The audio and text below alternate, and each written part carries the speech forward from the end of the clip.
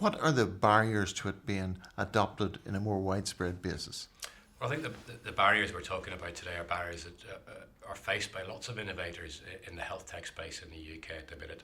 And I think the challenges are there, they're still there. And I think part of the story about where Peezy is now is about how they've overcome so many of those challenges on their journey. There are still some of those challenges to overcome moving forward, but certainly initially some proof of concept is always a challenge. You know, is the idea that you've got actually something that anybody in the NHS is interested in? Are clinicians interested in this?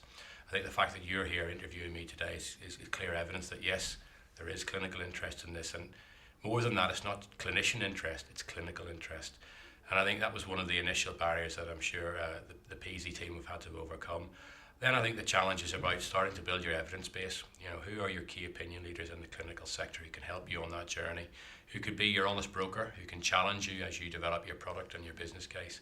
And again, I think the Peezy team have done that really well on their journey over the last number of years.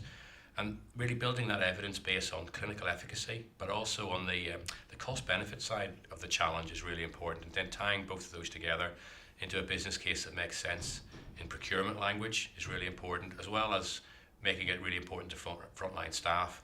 And those two parallel strands are something that I think the Peezy team have been working on for a number of years now, and I think they're at a bit of an inflection point, really. I think the evidence base is clearly there now clinically, that this improves outputs for patients. It's better for clinicians. I think nurses prefer using this product. And actually, the cost argument is really stacking up now as well.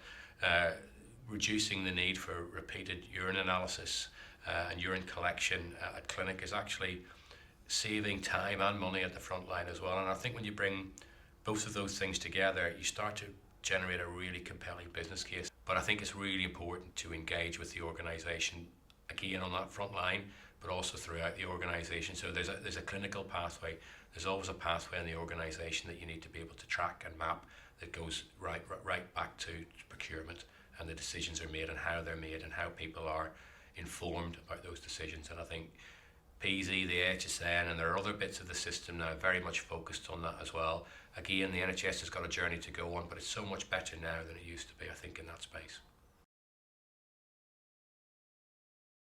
If you start with the wrong test results, digitalising the way in which you've captured that and sent it across, they're not really going to help sort of like get rid of that £450 million or so of unwarranted costs that we're carrying.